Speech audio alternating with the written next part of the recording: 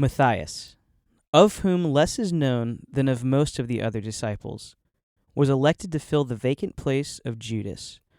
He was stoned at Jerusalem and then beheaded.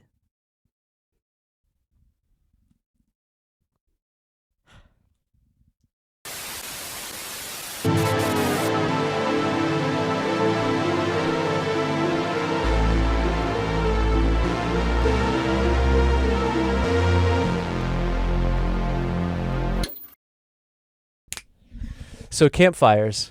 I love them.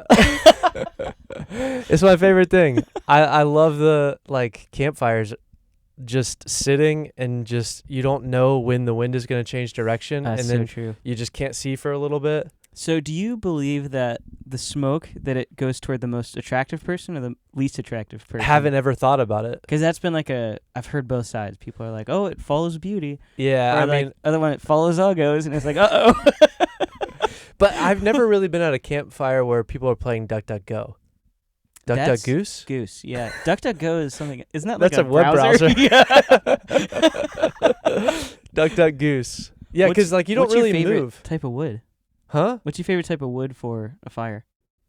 The type that the woodchuck chucks? I can't. If they could I chuck thought wood. that was you do all these I always think you're going to do a joke setup, and then you don't do a joke setup. It's actually a serious question. Yeah, just to take you off guard.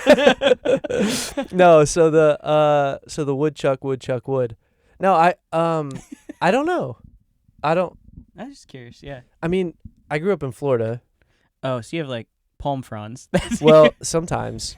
Which honestly, those go up if they're dry. They do, but the problem awesome. is they fly up. So when they Yeah, fly true. up, then it's it could go anywhere and light everything on fire. Yeah, I did that at my old house. Oh, With my really? roommates, and the neighbors freaked out. Yeah, that's not, Yeah. especially in a tight space. Yeah, and I lit 4 of them on fire at once. Yeah. No, I think so. Growing up in Florida, I think I probably had more bonfires than actual camp, around campfire. Yeah. And then there's so many oaks in That's Florida, true. Yeah. especially Central Florida. So I feel like oak is probably the wood I've burned the most. It's a good smelling wood. What wood have you burned the most? Yeah, a lot of oak. We did a lot of weeping willows too. Okay. Because those things were like weeds Yeah, they're already in my sad. growing up. Yeah. Right. We had one that just won't die. Okay. Growing up, we tried to kill it 4 times. Oof. It wouldn't go. It's like this Oh, poor no. thing. not And then good. maple wood. That's actually a nice smell. Maple smells great. Yeah, that's a good smell. You know what else is really sweet? It's not a wood that you would put on a campfire, but cedar. Oh yeah, So that's a great smell. I did a lot of woodworking for a couple of years after college, and we would rip the wood, which is what you would that's what you call when you get a larger piece of wood width-wise. So wide. I feel like I'm saying blurring my words together. So width-wise, you would want it a certain width, and so you'd get a larger board so that it costs less, and then you would just run it through a table saw. That's fair. Well, 'cause you got to plane it down, so you're losing some of the dimensions too, right? Yeah, but we would not to get too much in the weeds on this. This is a woodworking podcast now. Be careful, it could be. On Martyrs, where we got to build the crosses. Yeah. Yeah, we have to build a cross for every episode. Put the episode number on it. Is that for our Easter We special? have a field in the We back. just build a cross while we talk. No, it'd be Halloween. Oh yeah. Yeah. That Weird could be- direction, huh? That could be interesting. No, we have eggs for Easter. He's gonna egg someone's house. Yeah. Well, that's also Halloween. Oh yeah, you're right. Suburban traditions. Suburban. Suburban. Suburban. Yeah. So I would we would get a whole load of wood in, and I would spend a day or two getting it all prepped. Oh wow. So it'd be pine, and I would just be smelling pine all day, and then cedar, and then red oak is actually really sour. Mm. So when you cut that, it's a really sour smell. It's not great. I wouldn't. But have thought that. pine, spruce, cedar, it's all really sweet. Yeah. Maple's really nice Pine too. is that classic smell. Mm-hmm. Yeah. I forget what the there was another one that like, oh, cypress does not smell good at all. Really? Yeah. But cypress is also really wet. Like cypress trees live in water. Oh yeah, so they're just soggy. Yeah. So they have to like dry out, but they're still like, they're still pretty wet. Yeah, so that's my favorite type of wood. Around the campfire. Yeah, so casting lots. Yeah. That's a weird thing. You know, it's kind of a weird idea because I think when we hear it, we just think gambling. And you're like, oh, well, we shouldn't do that. That's not good. I'm not sure, though. Like, I think the modern person is not thinking gambling. Probably not. They're probably thinking like... I don't think, probably thinking, what is that? Yeah. What was that song? Like a parking lot? Parking lot. What is that song? Put up a parking lot. I don't think I know that I song. can't remember the melody to it. Who's it by? I'm screaming at myself later. I'm gonna listen to this later and scream at myself. We just slowly play like 10 seconds. No, it's like No, it's called "Put Up a Parking Lot," but it's like it's one of those songs that like you would know it. Anybody would know it because if they've been to Publix. It's just playing there. Yeah. It's like one of those like late 90s, early 2000s. Like the music video was probably like washed out and put up a parking lot. Yeah. All right, I'm gonna look that It's a up. great song. I'll look that up. Yeah. Or just go to Publix. But that's the only time that's the only time I use the word lot. That's fair. You see what I mean? Yeah. Like a tree lot or a parking lot. It's like a space with stuff in it. No, that's fair. Yeah, we don't think about making decisions with a parking lot. No. I mean, I guess you have to figure out where you're going to park. Yeah. Or what tree you're going to buy. That's true. So maybe there's some gambling there. There's a little gamble. It's going to be cypress. I know it. Yeah. Oh, no, it's going to smell bad. A little sour. They are kind of soggy. Yeah. I mean, it makes sense that they would be. But you take a tree home and you put it in water. So you would think a cypress tree would be perfect. Yeah, it's like made for that. You can't drown it. No, you can't. You have to. But yeah, because it's like when you think of casting a lot, it's kind of like putting your destiny or your future up to fate.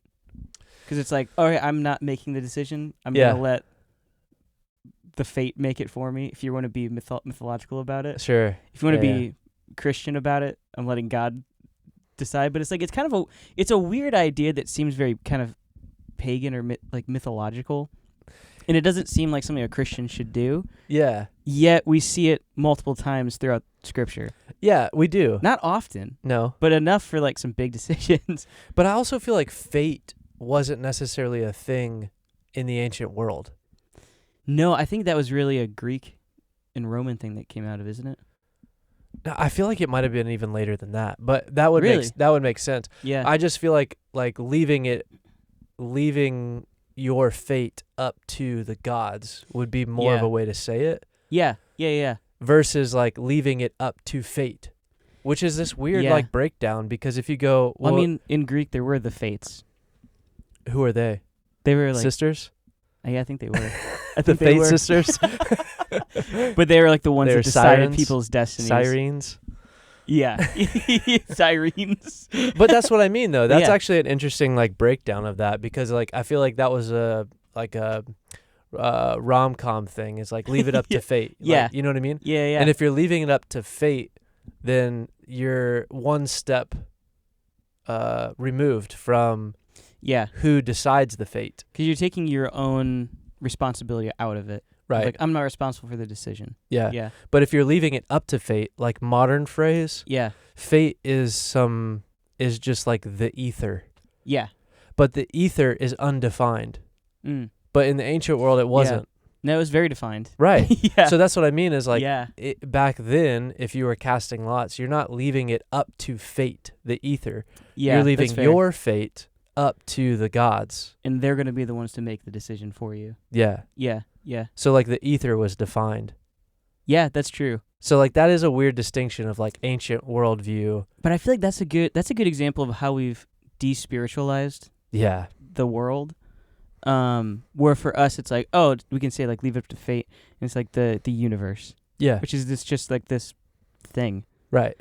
But it's like no, it's like we've we're trying to say something spiritual, but we've removed our ability to understand the spiritual. Yeah, it's naturalized. Yeah. It's also like it's also like kind of synonymous with goodwill. Yeah. So you're kind of assuming that it's going to be okay. Yeah. The problem is it probably won't. Which honestly, it's weird when you look at like the Greek or Roman mythological side. Like their gods kind of sucked. They were not good people.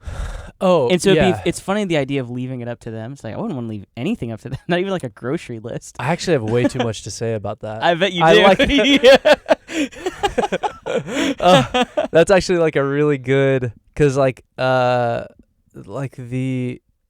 a good way to think about that, like the Greek gods, is that they were not necessarily good or bad, right? But they were protective of whoever was underneath them. Yeah. So like if you worshipped Zeus and you were in Zeus's temple, then you're protected by Zeus. Yeah. Yeah. But you could potentially, if you offend him in some way, or you use Zeus, or he uses you to enact evil on somebody else. Yeah. So it's like there also is that element to it. Yeah, that's which true. is a whole different. That kind of brings into play like what the ancient gods are like. Let's not. That's whole not the episode. Topic. But lots. Let's wrap it up with lots. Yeah. Lots are weird. They are weird. So, what? How do you say his name again? Matthias. I had to look it up. Yeah, we looked it up for you, so you didn't have to. That's the kind of service you get here at Martyr's Row. Nothing but top tier. Matthias. So Matthias was,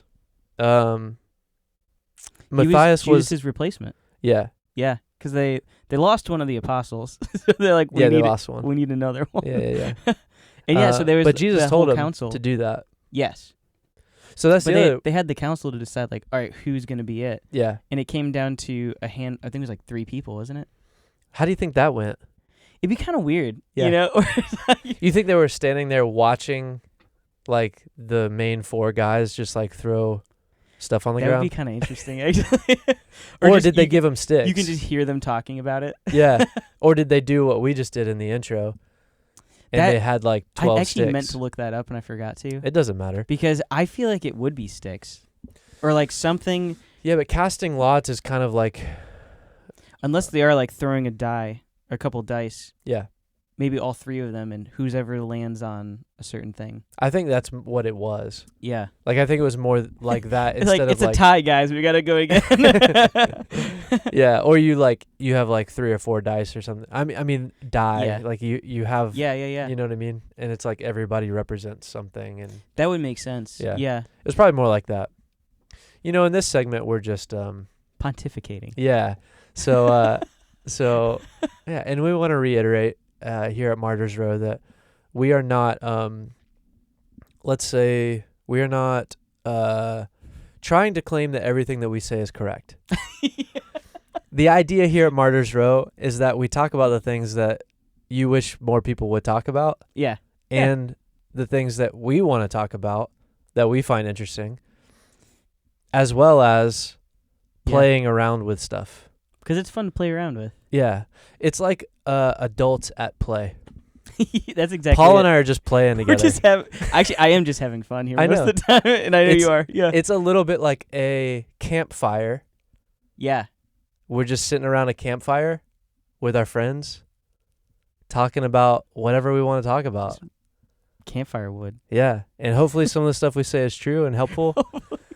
Causes you to think. Yeah. That's the important thing. So the real question is what kind of wood are you burning while you listen to this episode of Martyr's Row? 3, 2, 1. So delicate. I know. It was a nice snap. I'm ready. I think I'm ready. And here we are. Welcome. Trying to figure out. I don't know if we're trying to figure out or this is just our theme song having segment. Fun. Yeah. Yeah.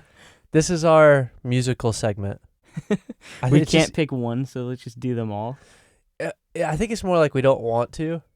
I kind of feel that a little bit. Like it will be fun in like a year to put the final final take of each of these songs Oh wow. together Yeah. in like a supercut. There's a way to edit them all together. We'll have to like pitch shift them so there's like not weird that's key right. changes. It doesn't matter. Eh. But It's kind of fun that way. yeah, so this is our Martyr's Row theme song segment. Yeah. This is where sometimes we make something up and it doesn't go well. And then sometimes we like I think I prepared almost a full song one The time. one time, yeah. And then It was a lot. it was. I honestly don't even remember it. I have to go back and listen to it. I know. We'll figure it out. I've but- got that problem. I forget almost immediately. Yeah. So I have to record it. Yeah. Yeah, I also am like constantly like walking around my house and just making songs up. Oh, yeah. Who is that? Who's that person? There's a guy that was it just Elf? I'm singing. I'm in a that's store Elf. and Yeah. I'm singing. But I feel like there was somebody else in like a sitcom or something. Because I feel like I just do that all the time. That's Where I just my just- daily. Yeah. So And We're I don't bringing it even- here. I don't even realize it sometimes. I know that's the best part. Yeah, it's like, That's when you know I've it's been part of singing you. for like 10 minutes. Yeah. Like just about my socks and shoes. Yeah. I They all love have it. names now. Yeah. They're in a song somewhere out there in the universe. It's out there. Yeah, so I think tonight, or whatever time of day it is. You guys don't know. Insert your It's time here. definitely not tonight. I mean at night. If they were listening to it currently. Yeah. It's whatever would be a time little it is strange. for you. Yeah, that's when. That's when it is. You can only listen to this at 4 a.m. I'd prefer that. What if we let's just say we record at 4 a.m. By the way we talk, people would believe it. Yeah, they might. Yeah, good point. All right, so you have something. I have a little something. Yeah, I had like a random idea pop in Okay. a few days ago, and I was like, huh, that could be cool. Yeah. And then I forgot about it. And then you sent me a voice memo entitled Panda Express. Oh, did that inspire you? Yeah. That's what I was. Well, then I was like, oh, wait. I was like, I forgot I had, there's like a line that I thought was interesting. Yeah, And then I was like, oh, I can work with that. I like that. That's why I sent it. It was so good. Yeah. I was picking up Panda Express, and I just like stream of consciousness, and that was like a couple hours ago. But it's funny. I thought for some reason that it would be about Panda Express. I understand because the voice memo was titled. I might have Panda. been hoping. The funny thing is, like, normally I'll retitle those, Yeah. but because it just automatically titled it Panda Express, I was like, this I'm is more leaving fun. that. Yeah. It was so good. Yeah. But all right. But yeah, so we're gonna see how this goes. Yeah. And if you've never seen or listened to Martyr's Row, this is not where we present a perfect song. No, it's not. This is where we write and mess around with music. Yeah. So And you get to enjoy that with us. yeah, because Paul and I are both musicians. We like to play. Yeah. And if it's no good, we're not good musicians. Yeah. We never claimed to be. Never claimed it. We just claim to have fun when we play Yeah. music. So that's what we're gonna do. That's where we're at. Go for it. What do you got? Okay.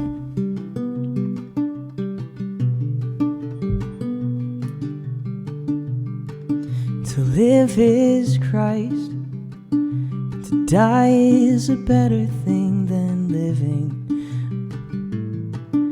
apart from you. I love this. So let's walk down Martyr's Row, Martyr's Row, to be with you, to be with you.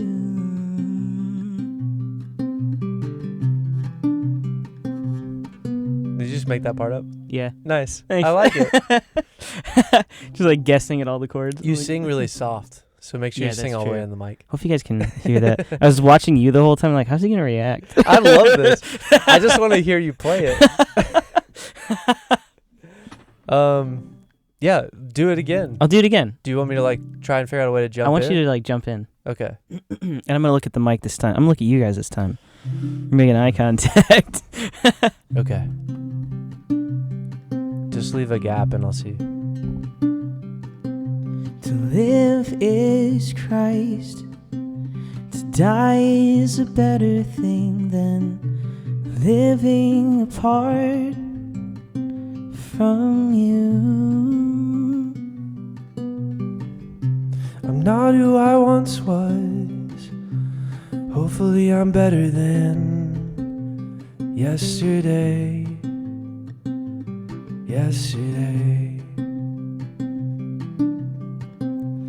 Martyr's Row. Martyr's Row. Martyr's Row. Walking down.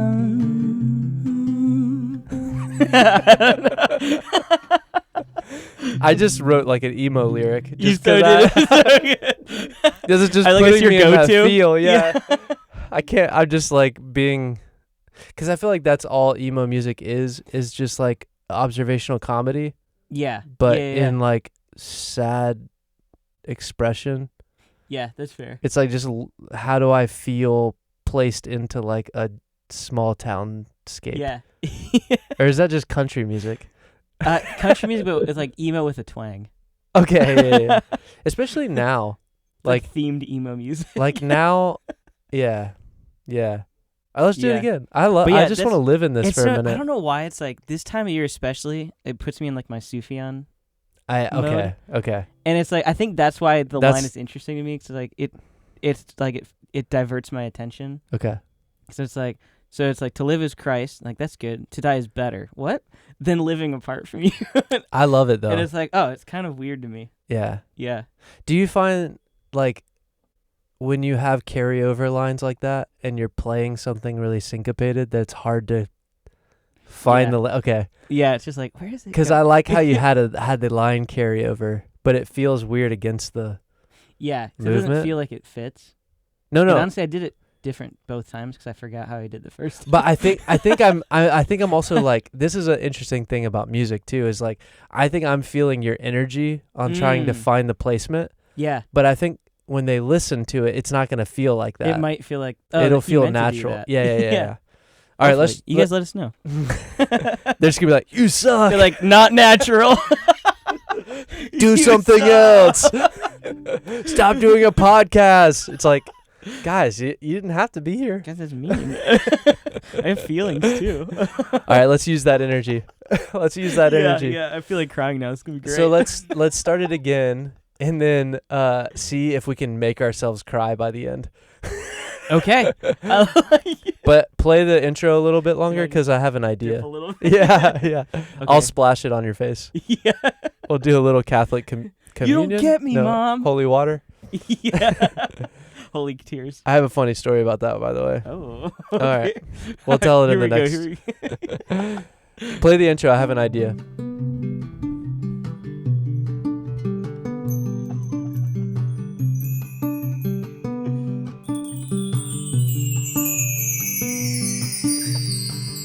It's the opposite of me crying. That's the end of the intro. I kind of like it. Okay, Ready? I'm ready.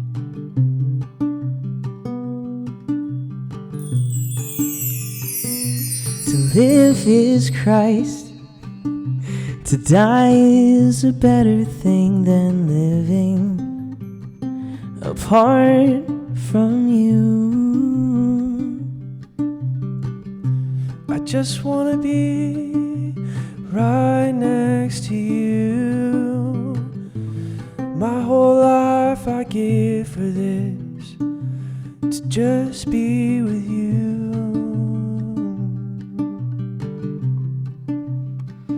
For you I'll walk down Martyr's Row. Walk down Martyr's Row. Walk down Martyr's Row.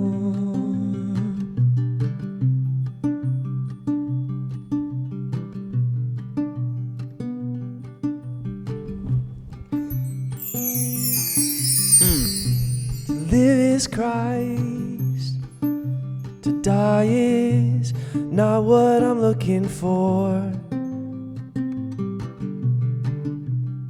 unless it's how I get to you.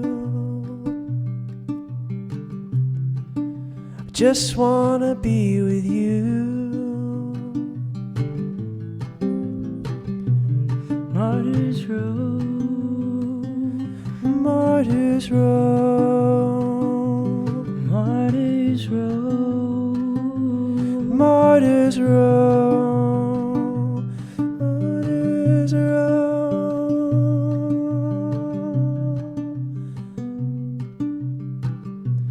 Take a walk down Martyr's Road. We'll go together. We'll find our home. The hope in Jesus is all we need. All we need. Martyr's Road. Martyr's Road. The Martyr's Road. The Martyr's Road.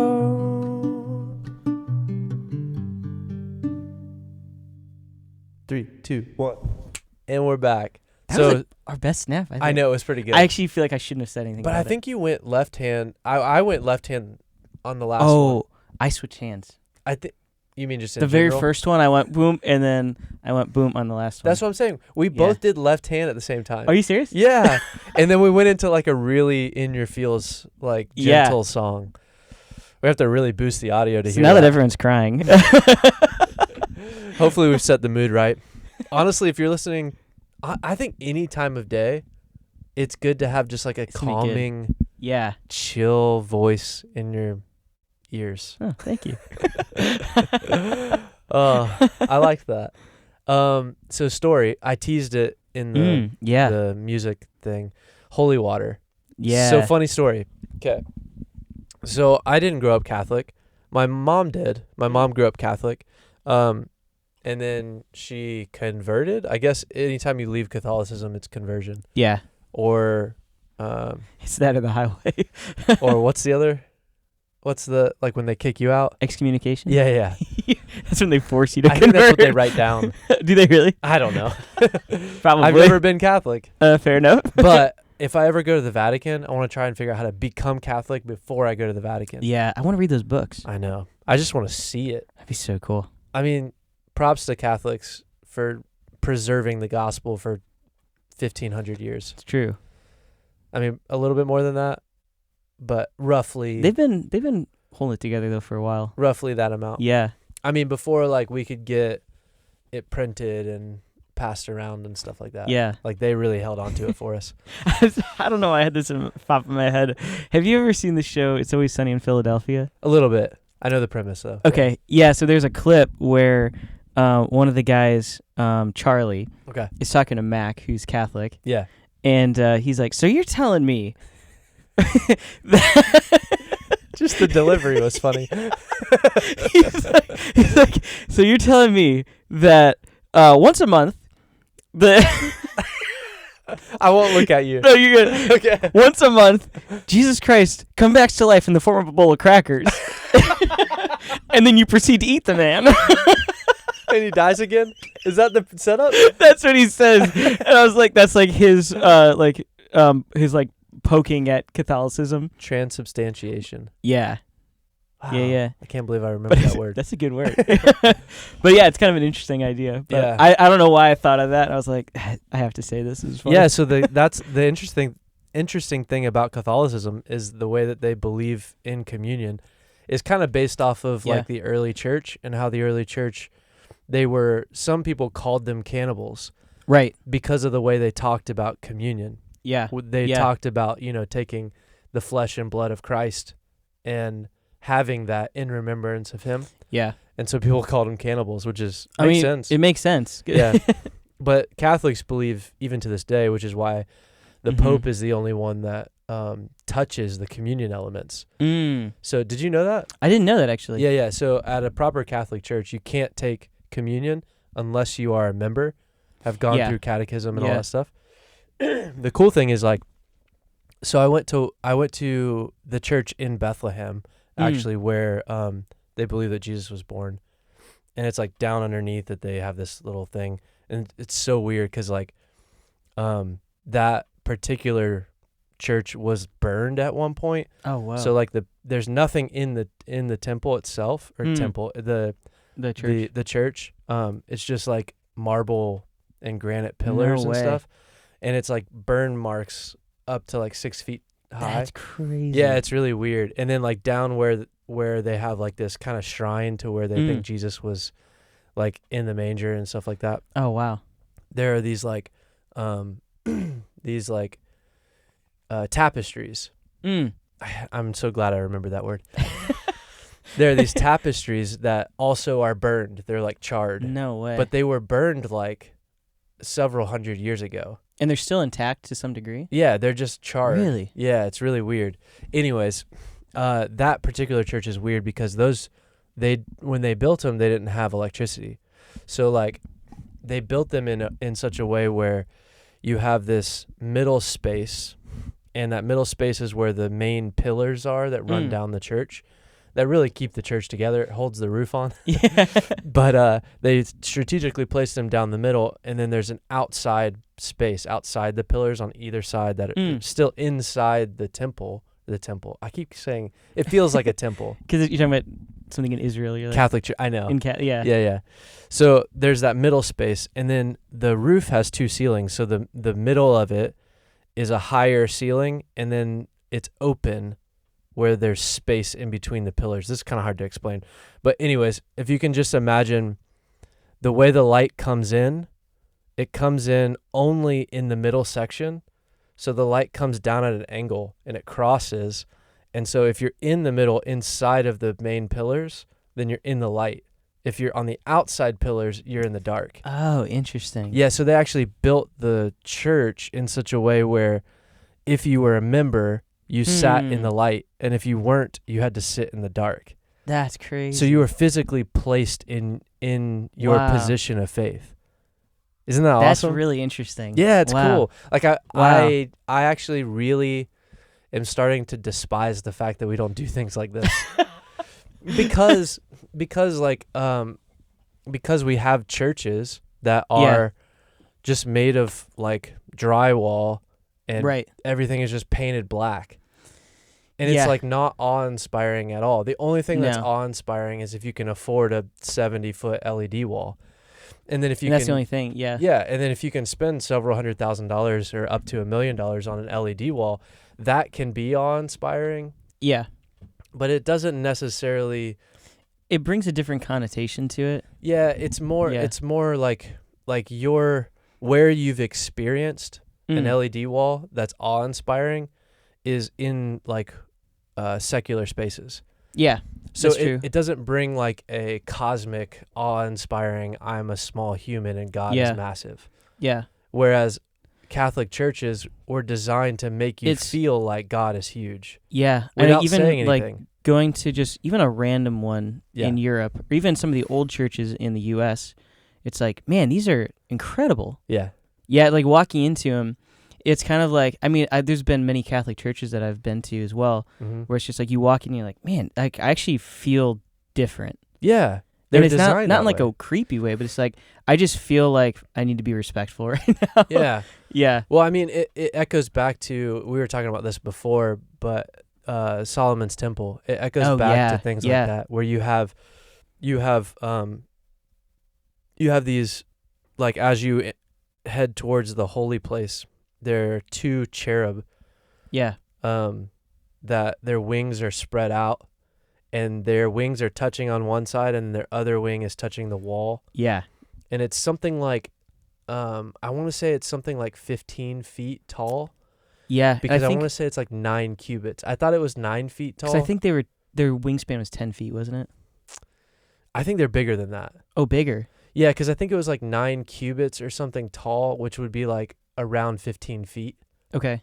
So I'd imagine their wingspan's at least that long. Might be, yeah. Or longer. That could be. But, and then cherub are like... Crazy. Kind of crazy looking beings, creatures, beasts, right? To use Genesis language. Yeah. Yeah, that's good. They are beasts that are awe-inspiring. Absolutely. And imagine like I'm 5'9", and if I had to enter this holy place, and there are these solid gold cherub that I Just know exist huge. Yeah. in real life, that I know are real beings, Yeah. and I'm seeing representations of them that are 3 times the size of me. Incredible. It's awe-inspiring. It's like, Yeah. I'm gonna go low Yeah.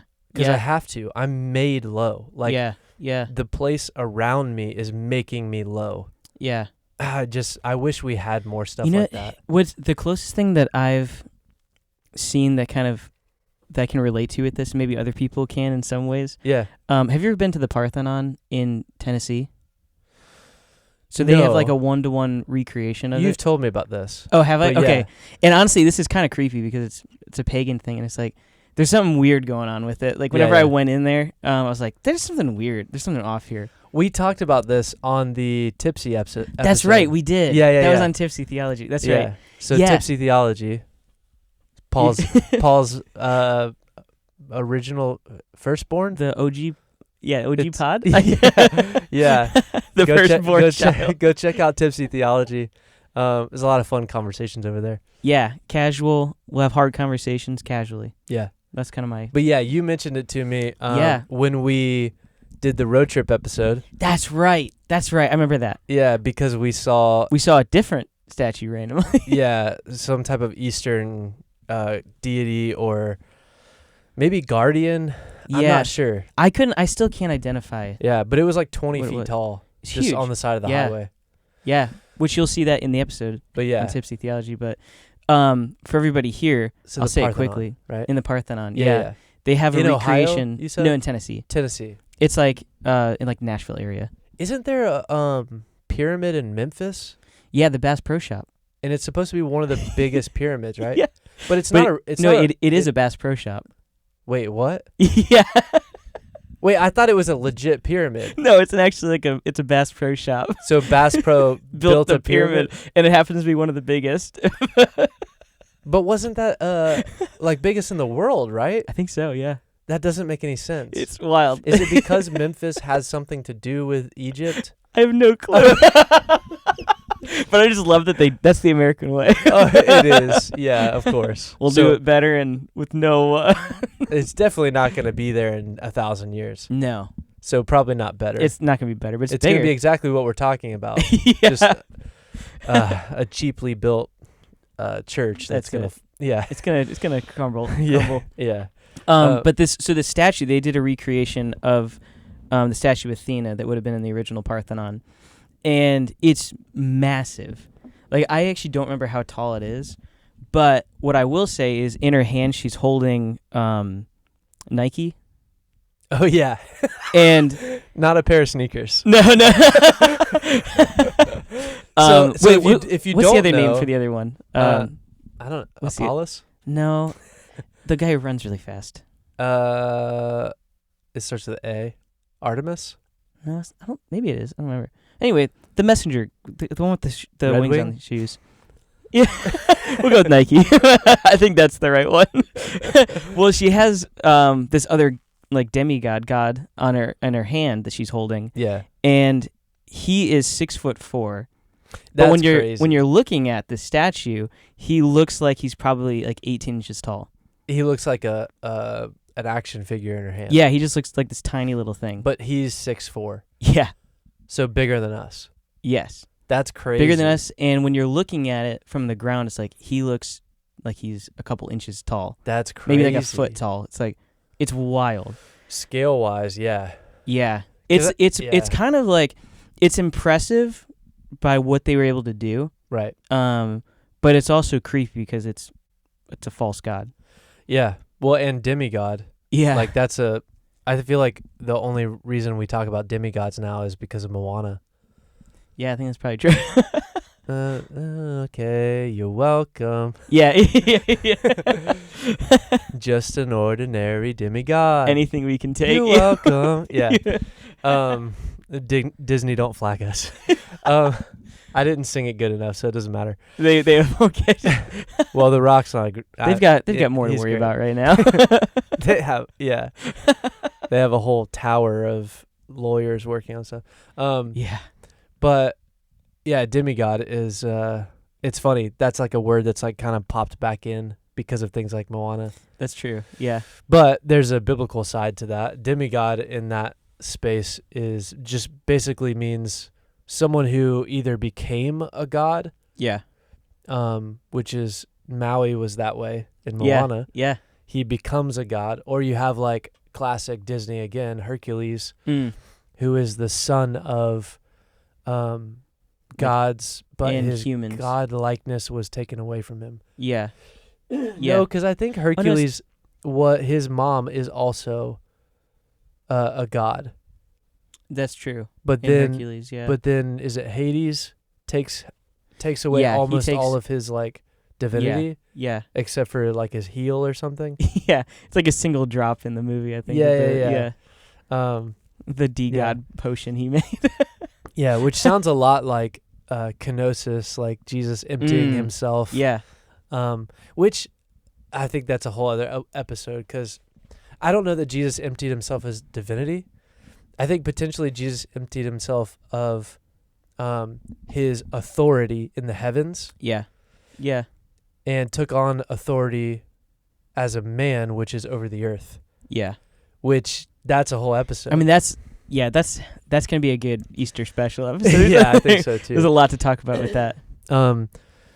So holy water. Let me finish. Oh yeah, that. finish the story. Yeah. Sorry.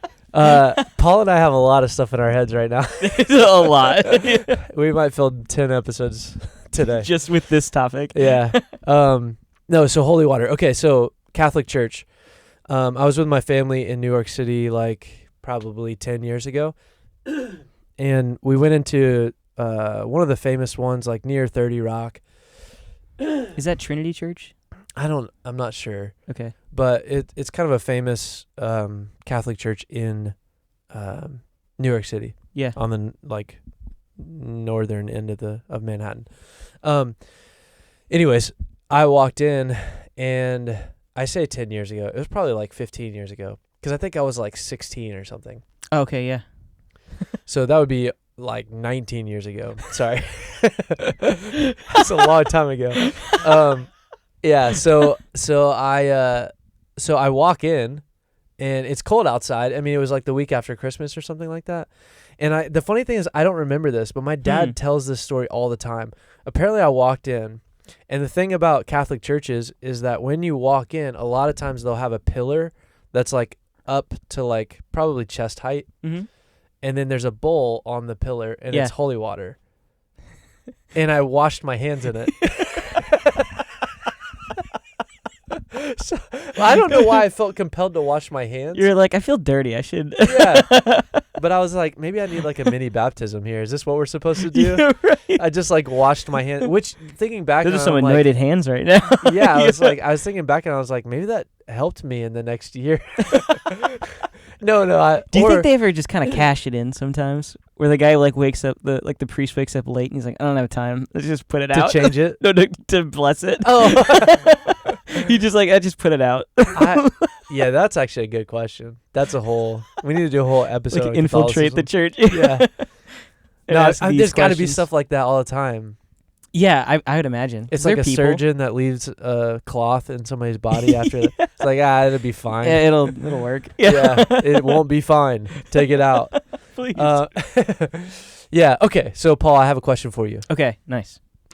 So we've all heard. You like that segue? Yeah, I do. We've all heard, all of us here in the comment section. That's another podcast. Anyways, we've all heard that all dogs go to heaven. True, yes? Yeah, true. Okay, I saw agree. The movie. It must be true. So if all dogs go to heaven, then my question is, which angels go to hell? I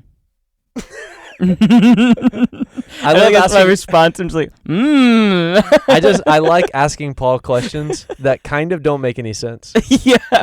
Because if you understand the There's categories... such a big assumption in there. I know. Yeah. If you understand the categories of what I'm saying, then it's not necessarily an oxymoron, but like it's kind of hard to wrap your brain around unless you really know the categories. Yeah. Yeah, true. So again, we know all dogs go to heaven. Absolutely, obviously. Yeah, no one's ever disputed that. No, not a single person. And don't. Why even have don't the even bother argument? doing it. Yeah, your dog's going to heaven. Accept it. So, but which angels go to hell? Well, yeah. So it's so when I hear that question, there's a couple places my mind goes. Okay. I like it. Well, so the first one is like, because it's like it kind of begs us to ask the question of like, well, do any of them go to hell? Okay. Or it's like, well, we know that some of them sinned, so Sure. like, okay, so like, what happens then? And so it's like it kind of opens up these places, but then also it's like, okay, so what is hell? Yeah. But I think starting off with the first part, like, do angels? So when we hear that, we just think of the righteous beings that are on the Lord's side. And then we don't think about, like, as people would say in popular vernacular, Yeah. is like, I've been reading a lot, so I use words like that now, is like, it's like a demon or a fallen angel. It's like those are the ones we think about in hell. Oh, that go to hell. Yeah, we don't think... Not just in general. Well, so that's the other thing. The way you're saying that, I think, is interesting, too. Because Because... well, I'm asking my understanding from, like, just, like, growing up, and it's like, this is just the artistic interpretation. Okay. Is that... Like Dante. They don't go to hell. They just... They're there. Like, they rule hell. They run it. Oh, right. Like Hercules. Yeah. Like Hades is like the brother of Zeus. He's like the CEO of hell. Yeah. They go back and forth and... Yeah. So, I mean, it's kind of an interesting idea with that. It's like, okay, so where does that come from? And I think that's where it's like, okay, so what's the biblical idea here? Sure.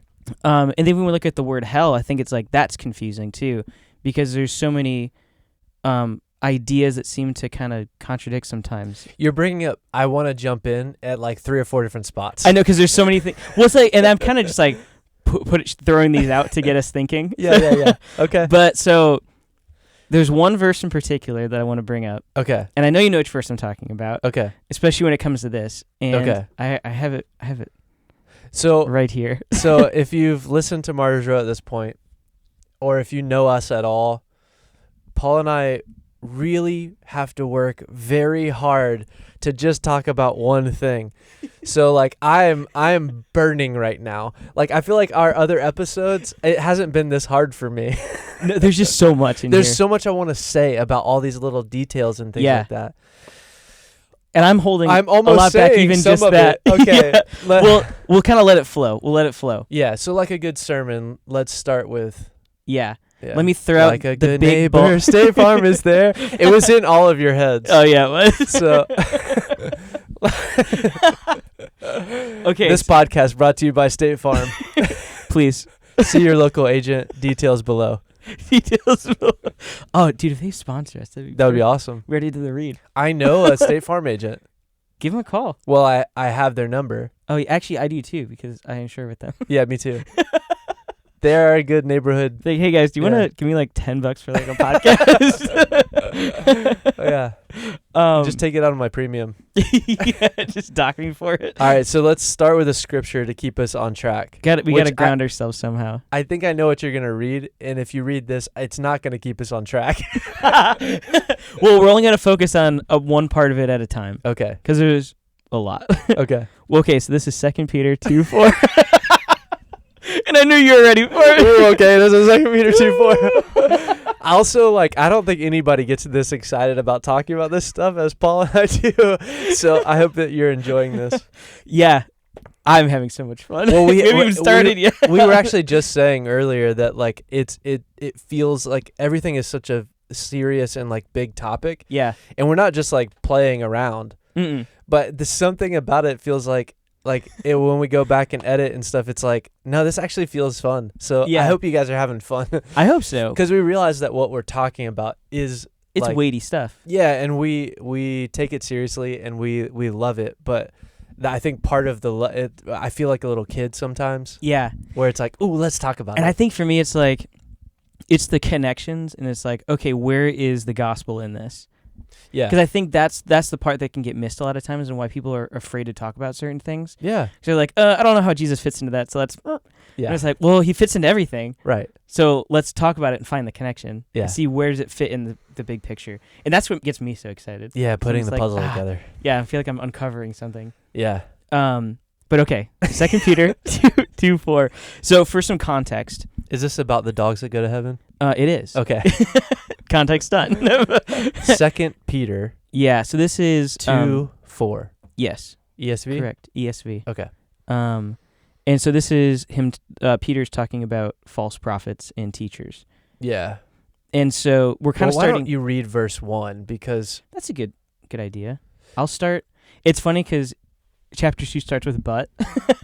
So it's like we know there's more before this. yeah. That's the tail end of Yeah, the statement of another previously. point he made.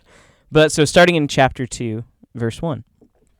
But false prophets also arose among the people, just as there will be false teachers among you, who will secretly bring in destructive heresies, even denying the master who bought them, bringing upon themselves swift destruction.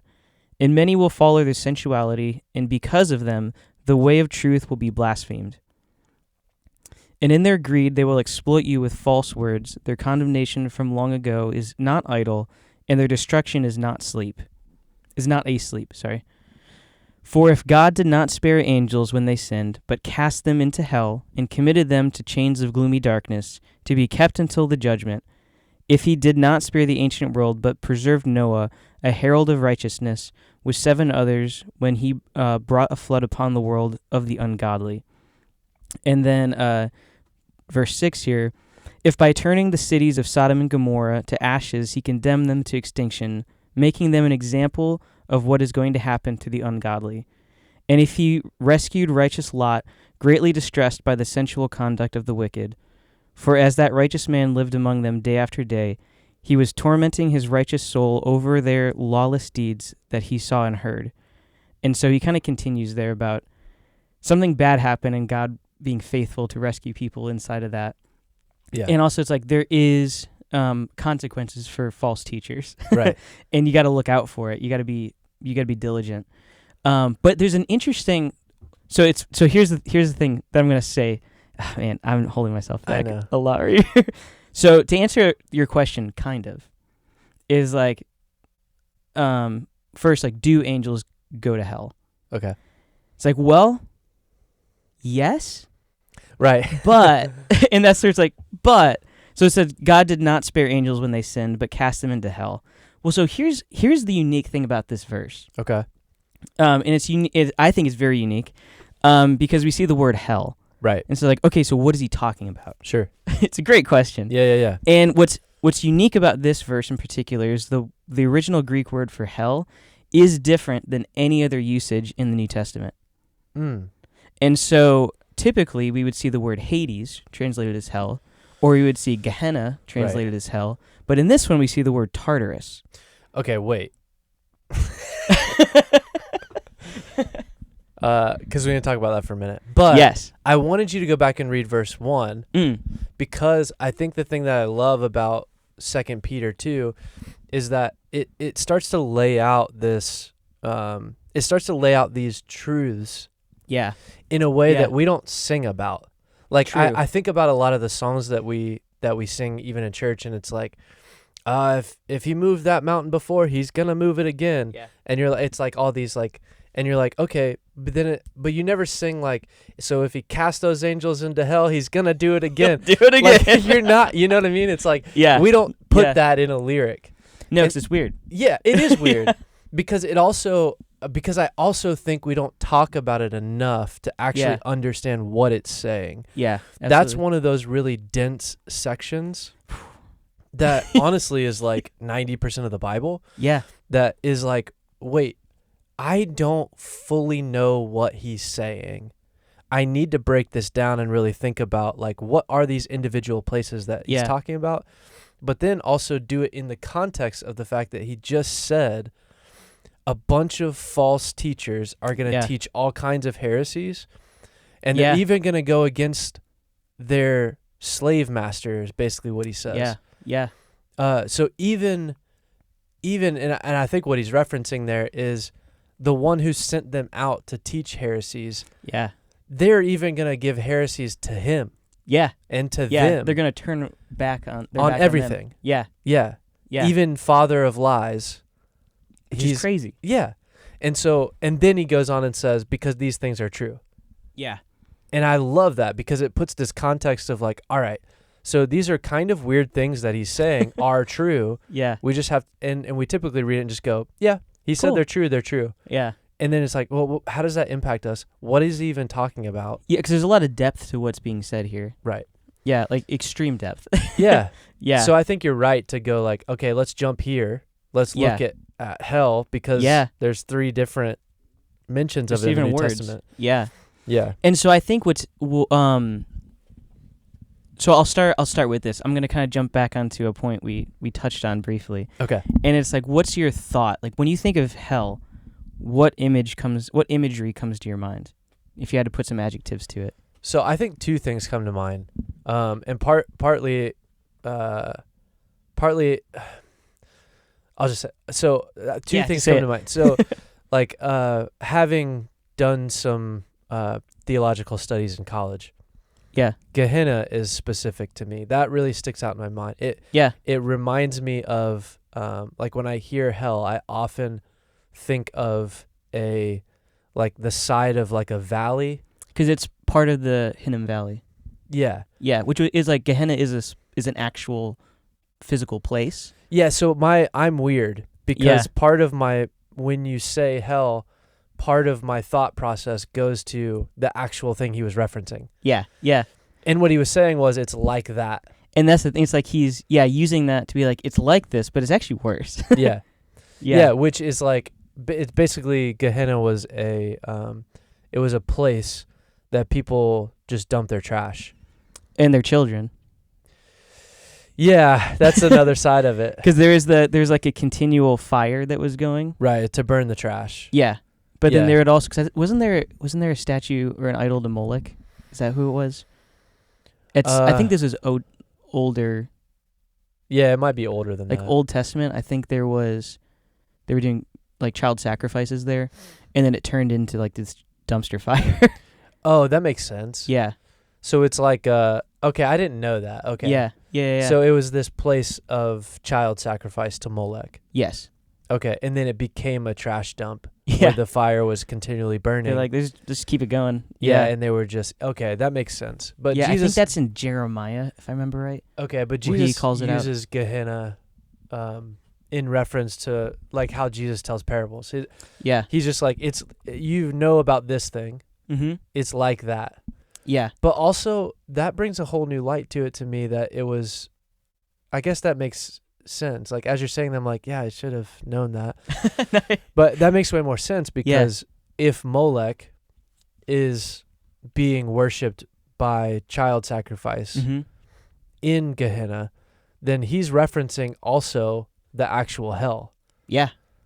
It's not just like that, a place that they know, the place that potentially Molech isn't, but his cousins are. Right? Yeah. That opens up a can of worms. It sure does. Which is good. Yeah. So I think of that, and then I almost forgot you asked me a question. So I think of that, but then I also think of like Dante's imagery. Yeah. Of just like, which I think that's where a lot of people would go. Yeah. Without just like knowing kind of Dante, maybe. Yeah, just kind of a place that like you actually can walk around, but like the pathways are probably hot coals, and there's just like continual fire burning around everything. Yeah, and he's the one that kind of established the idea of levels, right, or like circles of hell. Yeah. Where it's like it gets continually worse and worse as you go in. Yeah. And it's like, yeah, these people stink. Yeah. And then you have the demons that are the torturers and the rulers, and they're like, oh yeah, come on in, we're gonna hit you with our pitchforks. Yeah. And it's like, where did these ideas come from? I don't know. Well, so it's and I say it's because I believed a lot of these too, because that's just what I was taught and that's what I understood. Yeah. But it's interesting when we balance that against, well, what does Scripture teach? Right. So it's like there are these ideas like fieriness. Yes. And it's eternal fire. Yes. But it's interesting because then. So we see that. Well, I'll pull this verse up too. This is well, Matthew. And that's interesting too, of like juxtaposition of sacrifice. Yeah. So yeah, There's also this thing where the Genesis story of creation, there's a parallel in the ancient world of I think El maybe, creator God was designing a temple, and it says it was like on the first day it was filled with flames. Yeah. And then on the second day it was filled with flames, and like it keeps doing that until the seventh day, and it says, and then it was done and he rested. But it's like this continual flame. And then of course the Genesis 1 story of creation is not a continual flame. Yeah. It's actually the type of chaos of flame and water, and it's all of those things, the taming of all of that stuff, bringing it into order. Yeah. Which would have been different from other, representations of that. Yeah, and it's like, there's interesting ideas in there for sure. And it's like the imagery that we get, because I think we definitely see a lot of pictures. Right. But like, what exactly is it? So, this is Matthew 25:41 ESV. Again. Okay. Matthew 25:41. And this is Jesus talking about the final judgment. And so in 41 he says, "Then he will say to those on his left, 'Depart from me, you cursed, into the eternal fire prepared for the devil and his angels.'" And so it's like, that's a big statement right there. Yeah, so you just kind of answered the question of why hell. Yeah. So it's like, okay, so it was prepared for something. And what's interesting is like there's a couple ways you can read that. So like, why does hell exist? Yeah. For the devil and his angels. Yeah, Jesus literally says that. That's what he says. Yeah. But it's interesting, and I think where there's one way to take it, and it's like, oh, for them to rule it. But it's like, where's that coming from? Yeah. It's like, no, they're actually we see other imagery, especially in Revelation, it's like, no, they're being sent to it.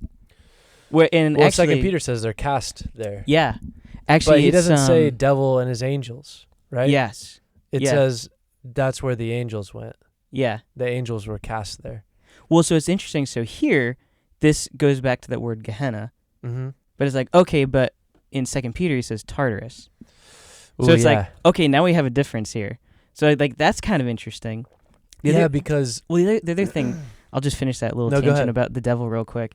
It's, and this actually goes to Isaiah 14. I feel like I need more water on this episode. I know. It's a little dry and hot in here. In Isaiah 14... it's talking about the king of Babylon. Okay. But the way it's written, it sounds very, very similar to talking about the devil or Satan or Lucifer. Mm-hmm.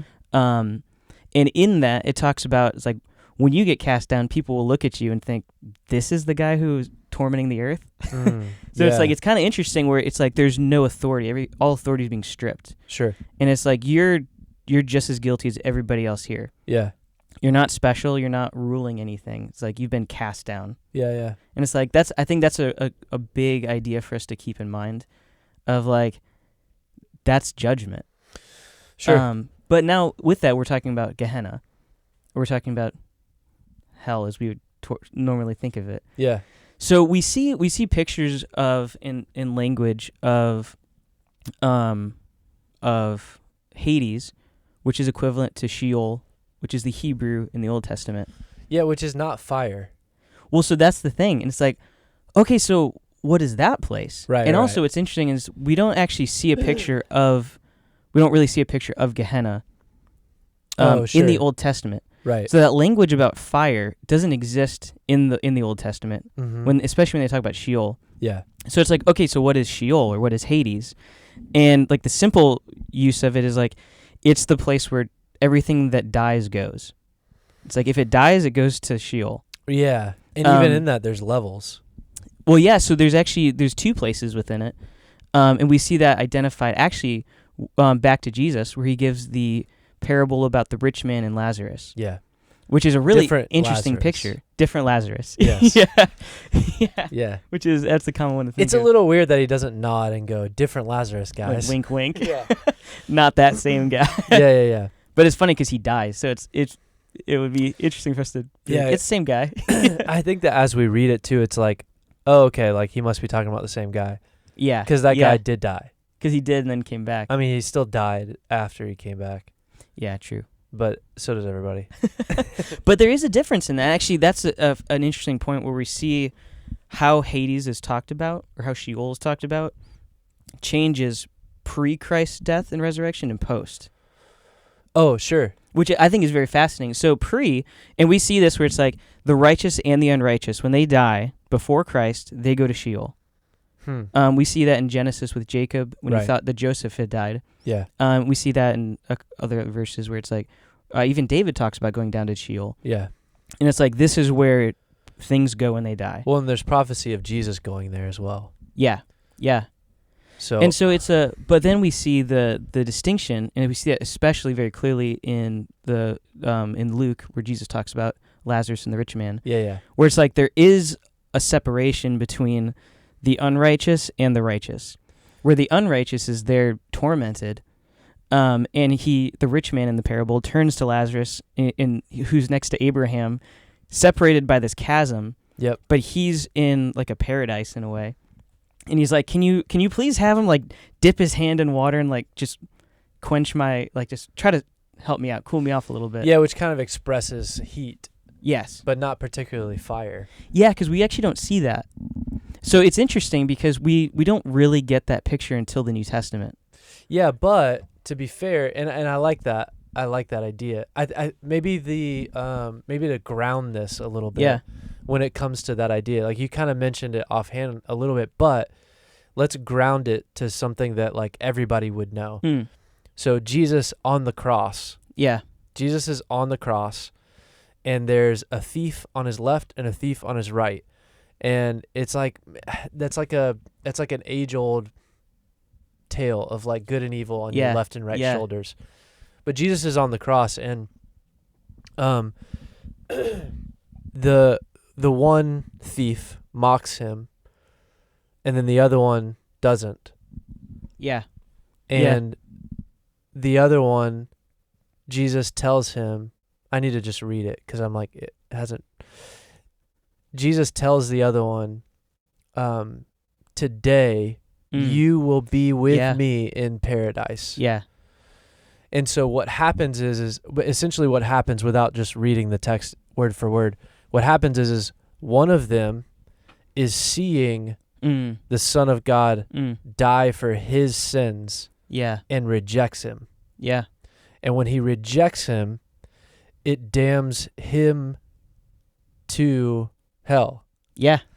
And then the other one looks upon him and asks to be with him. And he says, today you'll be with me in paradise. Yeah. So what happens is that story that he tells about the two places, the one on one side went to one and the one on the other side went to the other. Yeah. And what he did was, that's where you kind of go like, all right, so then what happens after Jesus dies? And actually we see that in Ephesians. We see that in a few other of the letters that Paul writes, especially. Yeah. So now what happens is the righteous are then taken to heaven to be with Jesus. But everybody else, the unrighteous, they still go to Hades. They still go to Sheol. Yeah, but when Jesus dies on the cross... Oh, I see what you're asking. He goes somewhere. Yeah, he does. Where does he go? Yeah, and that's where he would go down to Sheol. So he says, you'll be with me in paradise. Yeah. Right? So that means that exactly what you're talking about. Abraham is in paradise. Mm-hmm. And which would be Abraham's bosom is what it would be called. Yeah. Yes. So those that I'm like, they're like, say it. Yeah. He goes down to Sheol. Yeah. And he is in paradise. Yeah. Yeah. But it later says that he took the keys of death and hell. Yeah. And when it talks about that, that had to be then in that moment when he goes and does that. Yeah. Yeah. But it also talks about later in the New Testament that he preaches in hell. Yeah. And you kind of go like, wait, what do you mean he preaches in hell? Well, preaching is exclaiming. Is that the right word? Exclaiming? Proclaiming? There you go. Proclaiming the good news. So Jesus goes down and he goes, hey guys, I'm here. And what that means for everybody in paradise is, Awesome. yeah. Yeah, we're going. Yeah. And then what that means for everybody else in the other side of the chasm is, oh shoot. no, judgment has come, Yeah. right? Yeah. So at the point that Jesus goes down and takes the keys of death and hell, Yeah. he then locks them up. Yeah. So Yeah. those who were in paradise raise and I guess walk around as zombies. Yeah. Over 500 people Get up from the grave. Yeah. Yeah. Which is a Um, funny little like throwaway sentence they have. There's so many things like that where And in it's the like Bible, you just kind of overlook it. well, but the thing is like they didn't. They Yeah. were like, "Oh, I remember that." Yeah. Or they're like, "Oh yeah, I remember the story of that." Is very real to Yeah. their worldview. Absolutely. And for us, it's like, I'm not going to think about that right now. Most people forget it's even in there. I know. Yeah. But even that side of it is like, do you know that in the New Testament it says that Jesus goes and preaches Yeah. in Yeah. Sheol? Yeah. Like when he arrives there, he preaches. Which I should have. I Yeah. wish I could look that up. Like, And what? it's funny. It's like it's kind of this is more of a Heiser point, but the way he talks about that, which I think is funny, is like he's kind of going down and like taunting them. Yeah. He's just like, look, you messed up. Yeah. Here I am. Yeah. I'm not hanging out. Right. Yeah, and they know who he is. Oh, absolutely. Right. So that's Yeah. And it's interesting when we look at that. It's like, so like, what is that place? sure. Because it's a very weird place. And does it change after Jesus dies and then Sure. raises from the dead? Yeah. And I think it does. Mm-hmm. But when we look at that, it's like, okay, so I think it's fair to say through scripture we see it's like it is kind of like a headquarters for these spiritual beings, these fallen angels that are kind of just there. Yeah. But then they come out, like Satan's coming in and out and doing his thing. Yeah. So it's like, okay, so he's able to go around. But then it's like, okay, so like that's happening. There's people there. We know that there's humans, dead humans there. Yes. Oh man, there's another question I want to ask, but before I get there, Okay. I want to bring in this really interesting thing, because the question for me is like, so where do we get fire? Because the Old Testament, there's no reference to Sheol or anything else, and so that's the other thing within the Old Testament. It's very easy to say like there's nothing beyond that. They didn't believe in anything else. Yeah, but there actually are a lot of verses. 1 Samuel is one of them. In that book, it talks about like they actually knew that there was something else. Like Sheol wasn't the final place, Okay. but they knew that like that's just where they had to go for now. Right. But they know it's like there is more. And so like even for a final judgment, they knew there was something else. Sheol was always like a temporary holding place, essentially. Yeah. And so it's like, okay, so where did that idea come from? Sure. It's like where are we getting fire? Because Jesus is really the first one that kind of brings that up. And you're like, where is he inventing this? So yeah, it feels new. Yeah. But in a lot of ways, he's making it plain. Yeah. And there's a very interesting book that I'd like to introduce Okay. to this conversation right now. Okay. Have Can we you talked guess- about it before? Can you guess what Have it we is? talked about it before? We sure have. Oh, yeah. Okay. For those that are just listening, he just pulled up one Enoch. And they're like, oh no. What's he going to do with it? Well, but I think it's important to say, and if you haven't gone back and listened to some of those earlier episodes Yeah. of Martyr's Row, we kind of explained that there's a lot of texts. There's a lot of Jewish temple texts. There's a lot of things written down pre-incarnation, pre-Jesus birth, that really kind of wraps up and speaks very explicitly to things like, one Enoch has a lot of specific prophecy about the Messiah. Yes. And Jesus seems to reference things from it, like using the language of the Son of Man. Mm-hmm. He does that. So go back and watch that episode, because we really... I think it's pretty insightful on it. Like we put yeah, some time into it. yeah, and we talk really about like the things that that Jesus would have pulled from it. Yes. not necessarily the hot button concepts from it.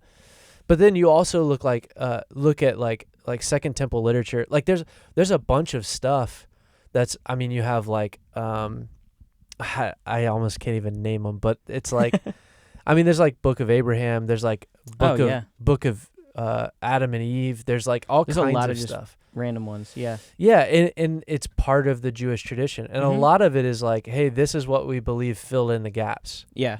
So like, and that doesn't necessarily mean any of it's true. Right.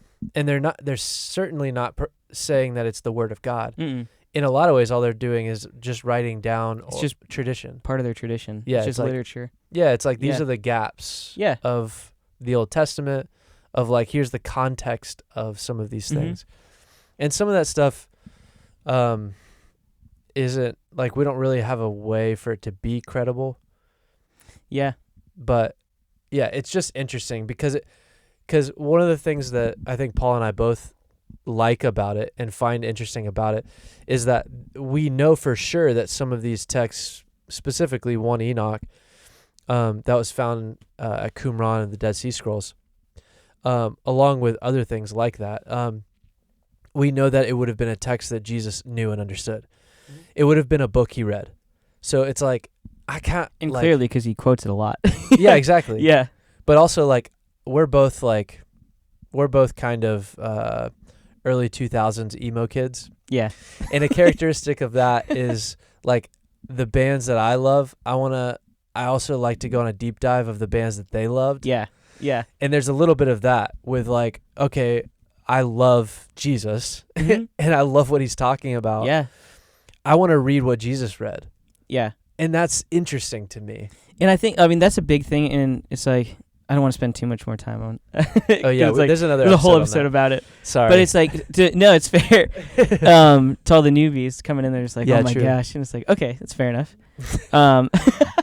Thanks for being here, guys. I'm having a lot of fun. But I think it's fair to say it's like, just because it's quoted by Scripture doesn't mean it's true, but it means it influenced why they wrote what they wrote. Yeah, and so it's like, okay, I think that's important. Yeah, to just let's understand where they're coming from. Sure. Whether it's right or wrong, we'll let the Holy Spirit convict you on that. And just as it does for us, it's like, I'm not saying by any means this is not canon. We've went into that too. So it's like, we'll take it for what it is. Yeah. Yeah. And it's an old book. And there's a big argument to be made that Jewish writers tried to keep it out of canon, right? Because of how much it prophesied of Jesus, which is an interesting argument for 1 Enoch. It's pretty interesting. Yeah, especially with like the councils and Augustine fighting for a natural worldview. Yeah, all that stuff. But anyway, back to hell. Back to hell. So, what I was. If you're going through hell, keep on going. All right, go ahead. Sorry. There's a lot of songs on this, especially country music. I know. They're kind of down this path. I like it. So, Old Testament, no fire. No fire. New Testament, fire. Where fire? Who lit the fire? What fire? Campfire. Yes! We did it. I knew it. I knew it could be done. You're like, why did we didn't start the fire? We started the whole episode with twins. I know you did. Man. Oh, it's so good. Look at God. Thanks, Matthias. Look at God. Well, so I want to read 2 chapters from 1 Enoch. Okay. And actually, I'm going to read the later one first. What do you mean by that? So, they're not in numerical order. Okay. So I'm reading, this is chapter 21. Okay. And then I'm going to go back and read chapter 10. Okay. And so the title of the top is called The Place of Punishment for the Disobedient Stars. Wow. It's a big title, right? Yeah. Well, so we need to do a whole episode on stars. And actually just like the cosmological language. Yeah. I think is important. So, summary of that. Oftentimes in Scripture, in a lot of literature, we see stars are referring to sons of God. Or angels. Particularly, like one that will stick out to you is Job. Yes. When God says, "Where were you when I put the stars in the sky?" Yeah. And it's in that he's referring to Ben Elohim, Yeah. which Yes. is sons of God. Yes. So he's not necessarily saying, where are you when I made planets? These that giant are gas of balls. fire? Yeah. He's actually potentially referencing Deuteronomy 32 Mm-hmm. in laying out the territories and Yeah. Okay. Yes. That's a whole other Yeah. episode. I'm like, I want to go down that Look too. out for that. So I'll start reading here. This is 21:1. I traveled to where it was chaotic. I just had to say that first. Well, that's Genesis 1 language. Yeah. And there I saw a terrible thing. I saw neither heaven above nor firmly founded earth, but a chaotic and terrible place. And there I saw 7 of the stars of heaven. He kind of just lays it out for us there. Yeah, and this is the vision of Enoch. Yes. Yeah.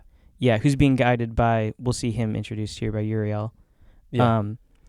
And there I saw 7 of the stars of heaven bound and thrown in together like great mountains and burning in fire. Oh, fire. Interesting. Fire. Then I said, for what reason have they been bound, and for what reason have they been thrown here? Then Uriel said to me, one of the holy angels who was with me, and he was their leader, he said to me, Enoch, why do you inquire, and why are you eager for the truth? These are the stars of heaven that transgressed the command of the Lord. They have been bound here until 10,000 years are fulfilled, the time of their sins. From there I traveled to another place, more terrible than this one. And I saw terrible things, a great fire burning and flaming there, and the place had a narrow cleft extending to the abyss, full of great pillars of fire borne downward. Neither the measure nor the size was I able to see or to estimate. Then I said, how terrible is this place and fearful to look at. Then Uriel answered me, one of the holy angels who was with me, and said to me, Enoch, why are you frightened and shaken? And I replied, because of this terrible place and because of the fearful sight. And he said, this place is a prison for the angels. Here they will be confined forever. So it's really interesting what's happening here. Because first he tells us, he's like, I saw this horrible sight, and I saw angels there being bound up. Yeah. And he's like, what's going on here? And he says, oh, these are the angels that disobeyed the Lord. And you're like, oh, well, that's interesting. 2 Peter. Right. It's like, oh, so that's where they are. They're bound in chains of gloomy darkness. Yeah, and where does Peter get that language from? Yeah. Either Jesus told him, Yeah. right, and he believed what Jesus said, Mm-hmm.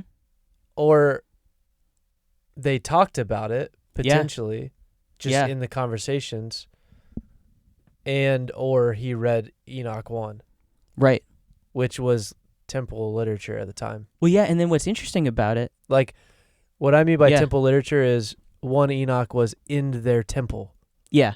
Yeah, So, it was one of the scrolls that they had with them. Right. Yeah, yeah. So you go to the temple, and there's 1 Enoch next to the law and the prophets. Yeah, which is crazy. Yeah. Crazy to think about. But it's like, okay, so what's interesting about that is he describes this horrible place where we see some... And this is like 500 plus years before Dante's Inferno. Yes. So you go like, where does Dante come from? Again. It's from the traditions. Yeah. Yeah. Yeah. He's getting it from somewhere. And then he, makes his little artist interpretation on top. And again, humans are not originally creative. Right. We don't just make stuff up. We're not good at it. No, it comes from completely somewhere. original things. We can't do it. No. We create with God.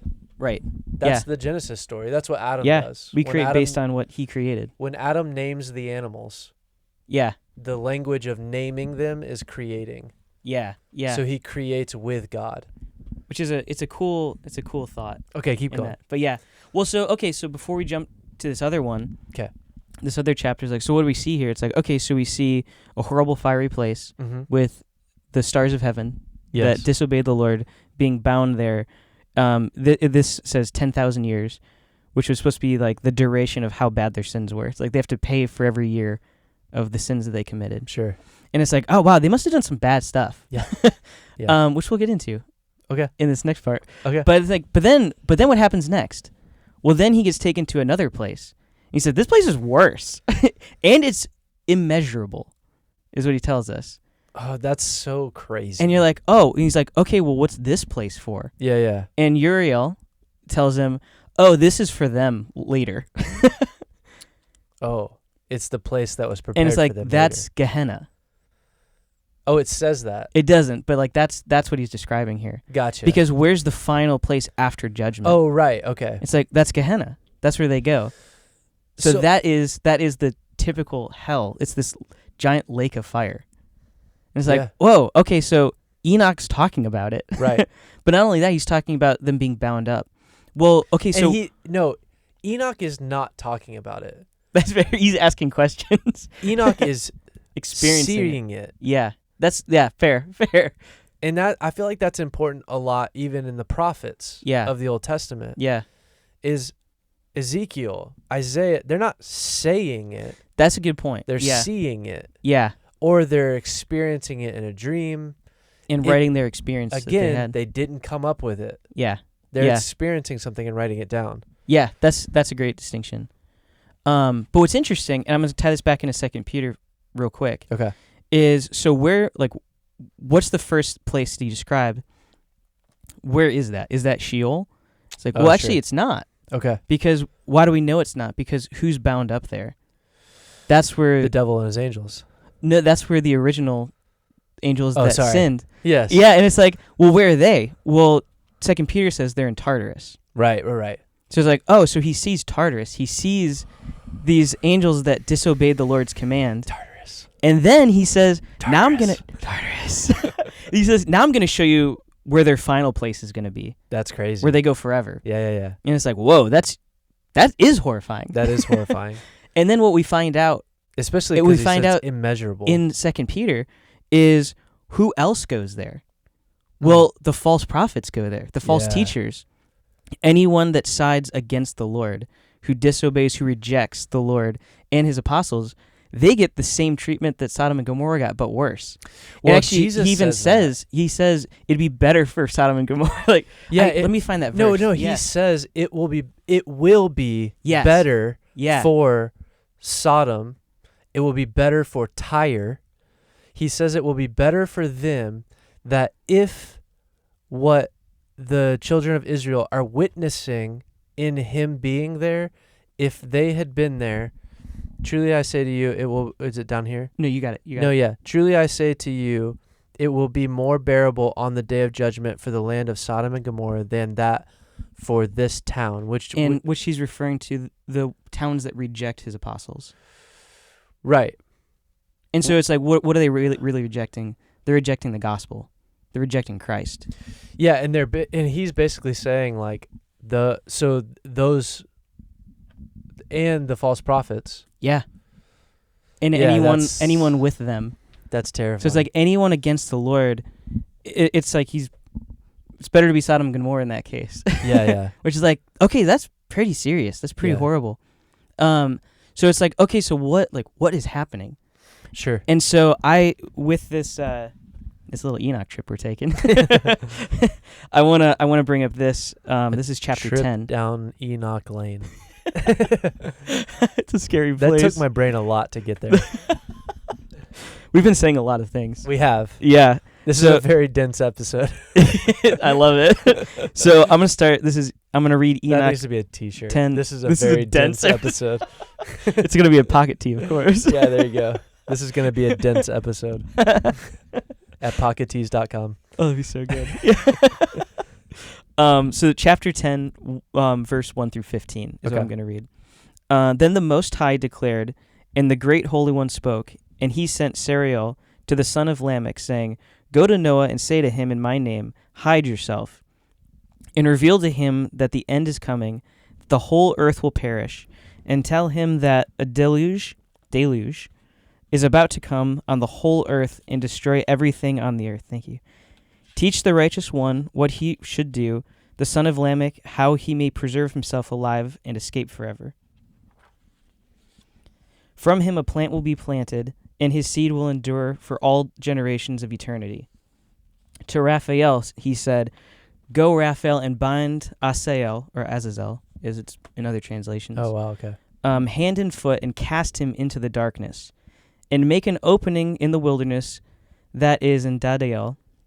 Throw him there, and lay beneath him sharp and jagged stones, and cover him with darkness, and let him dwell there for an exceedingly long time.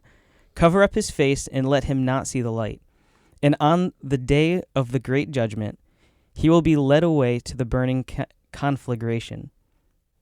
And heal the earth, which the watchers have desolated, and announce the healing of the earth, that the plague may be healed. And all the sons of men may not perish because of the mystery that the watchers told and taught their sons. And all the earth was made desolate by the deeds of the teaching of Asael. And over him write all the sins. And go to Gabriel, he said, and to Gabriel he said, Go, Gabriel. I'm not gonna be the only one you're not gonna be the only one who swears on this. I didn't swear. No, you didn't. Go, Gabriel, to the bastards, to the half-breeds, to the sons of miscegenation. And did I say that right? Miscegenation? Yeah. It's a big word. Yeah. And destroy the sons of the watchers from among the sons of men. Send them against one another in a war of destruction. Length of days they will not have, and no petition will be granted to their fathers in their behalf, so that they should expect to live an everlasting life, nor even that each of them should live 500 years. And to Michael he said, Go, Michael, bind Shemhaza and the others with him, who have mated with the daughters of men, so that they were defiled by them in their uncleanness. And when their sons perish, and they see the destruction of their beloved ones, bind them for 70 generations in the valleys of the earth, until the day of their judgment and consummation, until the everlasting judgment is consummated. Then they will be led away to the fiery abyss, and to the torture, and to the prison, where they will be confined forever. And everyone who is condemned and destroyed henceforth will be bound together with them until the consummation of their generation. And at the time of the judgment, which I shall judge, they will perish for all generations, destroy all the spirits of the half-breeds and the sons of the watchers, because they have wronged men. So there's a lot. So here's the thing. To some people listening to this, they're going to be like, I don't understand 90% of what you just read. And because the first passage you read, we were in the context. Yeah. Straight out of the scriptures. More context. Yeah. Yeah. So you added a bunch of stuff that we haven't even talked about yet, which is interesting. So you named two people. I did. But those two individuals were cherub. Mm-hmm. And those two cherub are not mentioned by name in the canon. Correct. So in the Bible that you have in your hand or on your app, those two cherubs are not mentioned by name. Correct. However, the book of Enoch 1 references those two individuals specifically in reference to the moment in Genesis chapter 6. Yeah. Where the sons of God came down and were with the daughters of men. Yep. And one of them, the Azazel, was the one who led the charge. Yeah. According to Enoch 1. Yes. And then the other one, Shemhaza, is that how you say it? I sure. I actually don't. I was guessing the whole time. Is the one to have apparently, according to Enoch 1, taught the sons of man.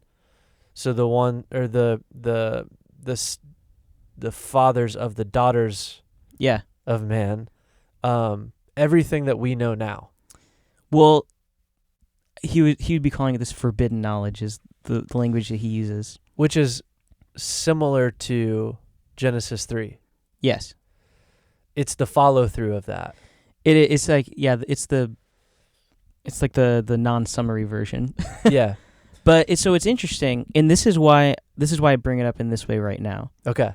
And it's because of... Yeah, because we don't need to get too far into that. I just feel like we need to name it really quickly. No, I think I'm glad you did that. I'm very glad you did that.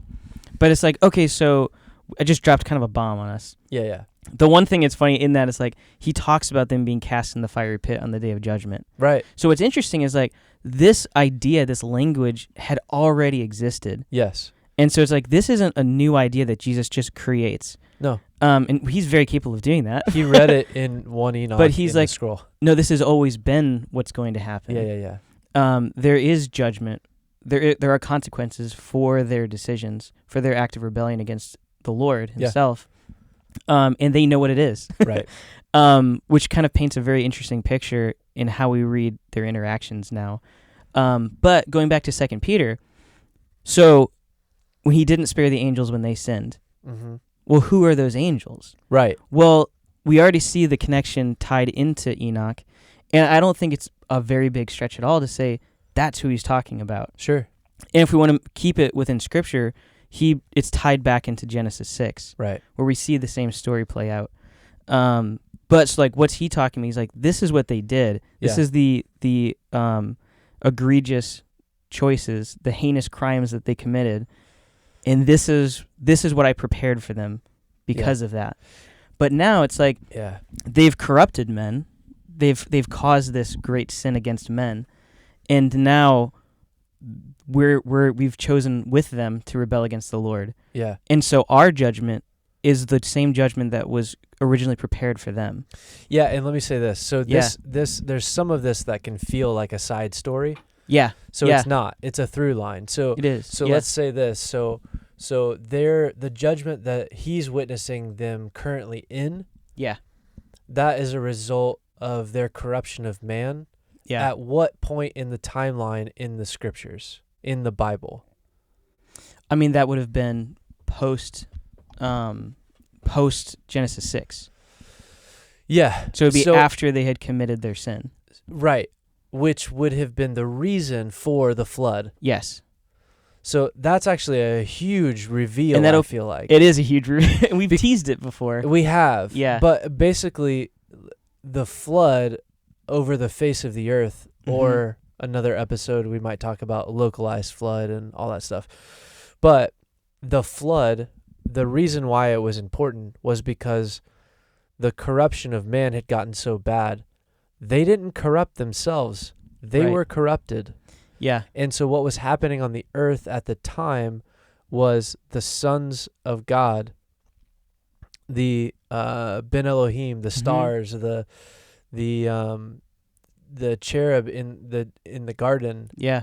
Like these beings, these beasts of the field, to use Genesis language, these other beasts of the field. Yeah. They were corrupting the men on the earth with forbidden knowledge. Yeah. Unleashed because of the garden. What happened in the garden. Yeah. And we see and it had gotten so bad that God had to just wipe it clean. Yeah. What he was wiping clean though was not bad people. It was corrupted. Yeah. It was corrupted bloodlines. It was corrupted, they say half-breed, which feels really aggressive. It's a very strong language. Yeah, but what they're talking about is the whole reason for Noah and his family is that they had not been corrupted by the sons of God who were rampant on the earth from the moment of Genesis 6. Yeah. So God is essentially not, I guess, maybe it feels weird to say cleaning up his mess, but cleaning up the mess that resulted from this betrayal. Yeah. That then creates a moment of judgment pretty quickly. Pretty quick. Yeah. And I mean, pretty quickly in our timeline of reading, but it was a decent amount of time. It was a long time. Yeah. And that's potentially time. Side story and fun thing to think about. That's potentially your classical golden age. Yeah. Yeah. So your monolithic structures and pyramids, and that's potentially your golden age. Cue Graham Hancock. Right? Yeah. No, and it does bring up a lot of questions which I think are good. That's what we're here to explore. Yeah. But I think what's important, and this is why I wanted to make sure this whole time, even getting to this point, is like, let's ground this in Scripture and like what is here. Absolutely. And so it's like making those connections between what Jesus says, what Peter says, what the Old Testament has taught, Yeah. and then what Enoch can kind of shed some light on some stuff too. Yeah. It's like, oh, there are these connections that aren't stretches. No. It's kind of painted out right here. I mean, even when we look at Jude, it's 5-7, I believe. Okay. It makes a connection between Sodom and Gomorrah and their sexual sin. Yeah. And how that's what they did. That's what the angels did as well. Right. And it's like, oh, well, that's Genesis 6. Right. And it's like, okay, so we're all talking about the same thing. Yeah. And so now how do we fill in those gaps of what we do know and we don't know? Yeah. And there's a lot inside of Scripture alone that we can pull from if we read it the way it's written. Yeah, and I feel like this is one of those things where I feel like even for the last couple of years for me, and I feel like probably the last 8 to 10 years for you, of just going like, oh, there's so much that just in morning devotional time, I just for a long time was like, I'm just reading this, like I feel like the Spirit of God is working in me and communicating to me through this text, but I just feel like I'm missing a lot of it, a lot of what's going on. So I think for a long time I just sat in the New Testament because Jesus would make things plain, but then he would also speak in parables. So it was like, but there was a bunch of stuff that he said where I'm like, maybe I'll find that out later. Yeah. Yeah. I'll ask him that when I get there. Yeah. Which is, we should do a whole episode on. That's a cool one. Yeah. But we have a lot of content yeah. we can talk about. Yeah. But I think that is one of those things where you look at it and go, oh, there's this whole storyline that makes all of this stuff so much richer and make way more sense. Yeah. It's like, why did the flood happen? I don't know. People are just bad. Yeah. It's like that's it? No, actually, there were spiritual beings.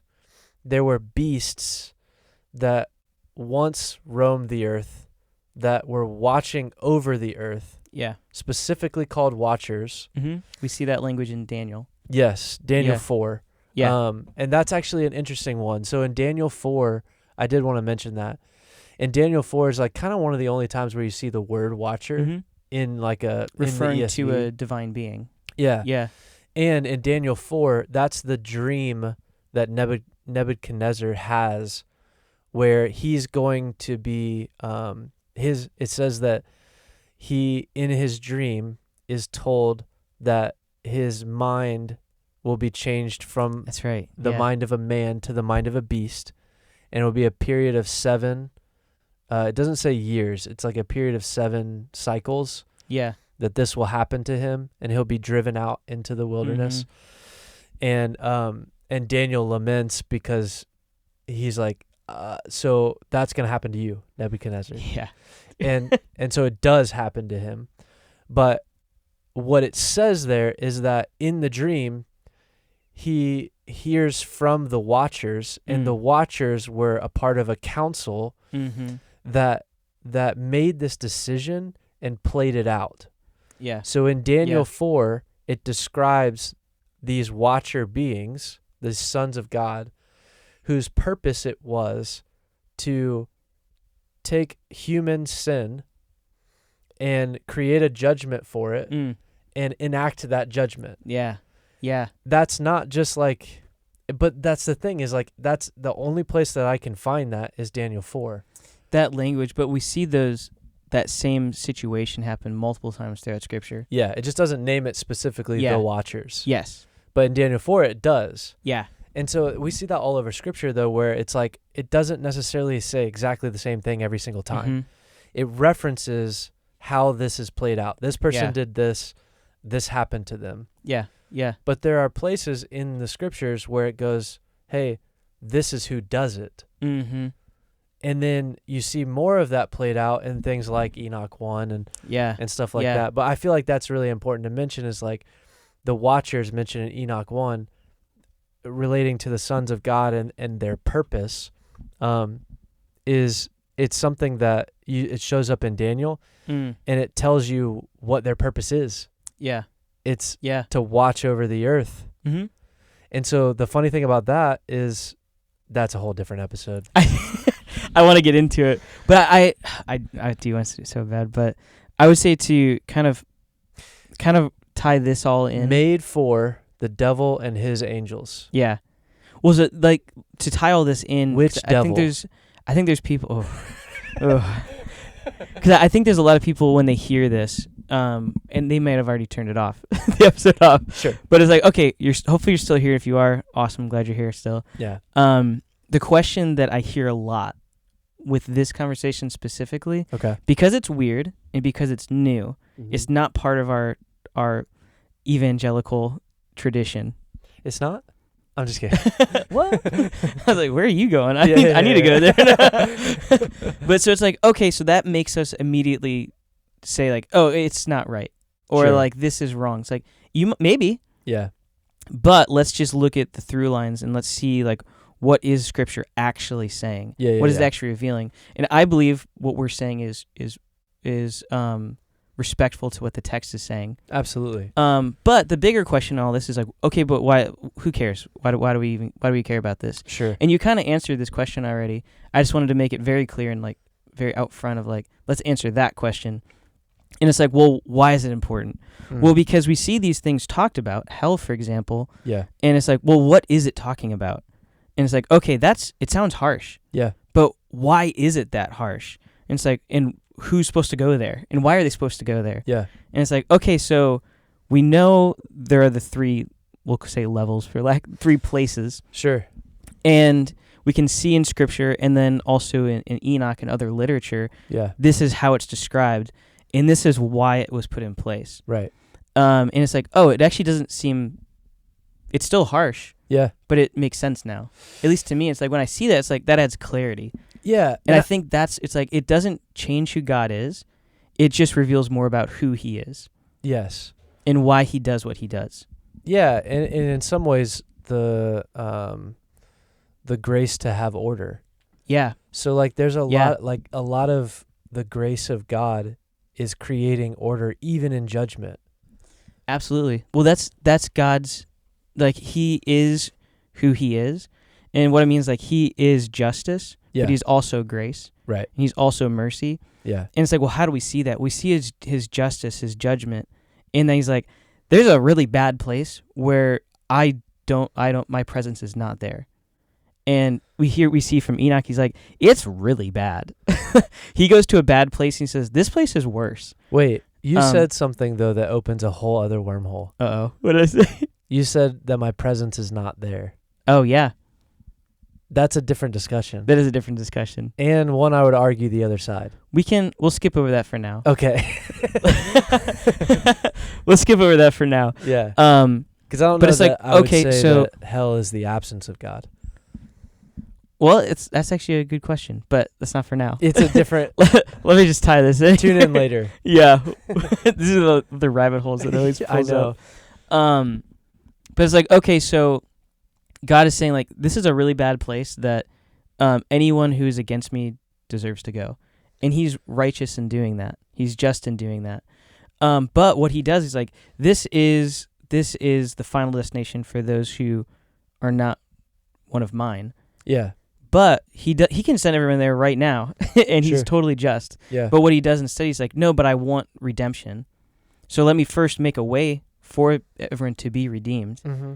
Let me create a holding place where you can be set aside until it's ready for you to go. Right. And then it's like, okay, and now I'm going to wait longer.